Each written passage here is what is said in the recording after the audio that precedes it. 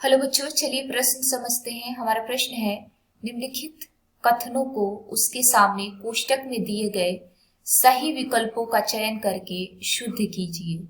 Amino अम्ल और glycerol का अवशोषण छोटी आंत या बड़ी आंत में होता है। आइए समझते हैं। बच्चों, सबसे पहले हम अपने प्रश्न की मुख्य अवधारणा को समझेंगे।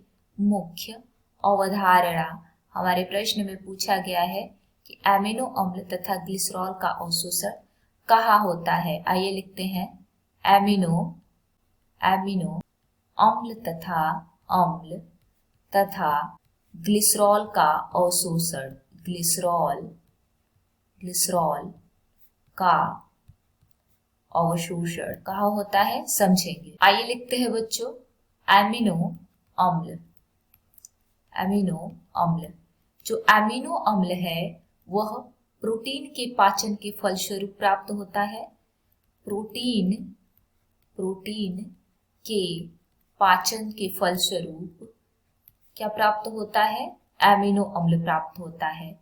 हाइड्रोक्लोरिक अम्ल और प्रोटीएज एंजाइम्स की सहायता से प्रोटीन एमिनो अम्ल में टूट जाते हैं। आइए लिखते हैं, हाइड्रोक्लोरिक अम्ल तथा प्रोटीएज एंजाइम प्रोटीन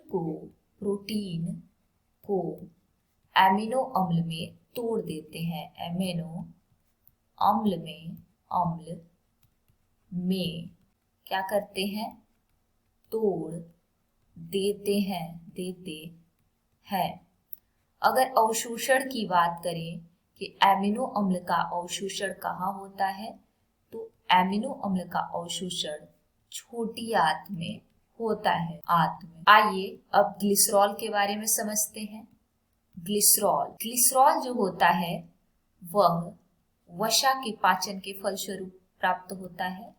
वसा के पाचन के फलस्वरूप क्या प्राप्त होता है, ग्लिसरॉल प्राप्त होता है। यकृत से स्रावित पित्त ग्रहणी में मुक्त होते हैं और पित्त वसा को ग्लिसरॉल और वसी अम्ल में तोड़ देते हैं।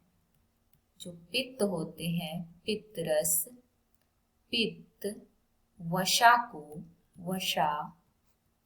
किसमें तोड़ते हैं बच्चों, ग्लिसरॉल तथा वसीय अम्ल में तोड़ते हैं, वसीय अम्ल में। अगर अवशोषण की बात करें कि ग्लिसरॉल का अवशोषण कहाँ होता है, तो जो ग्लिसरॉल है उसका अवशोषण भी छोटी आंत में होता है, छोटी आंत में। तो हम अपने प्रश्न की तरफ चलेंगे। तो एमिनो अम्ल और ग्लिसरॉल का अवशोषण छोटी आंत में होता है। तो उम्मीद है आपको प्रश्न समझ में आ गया होगा। धन्यवाद।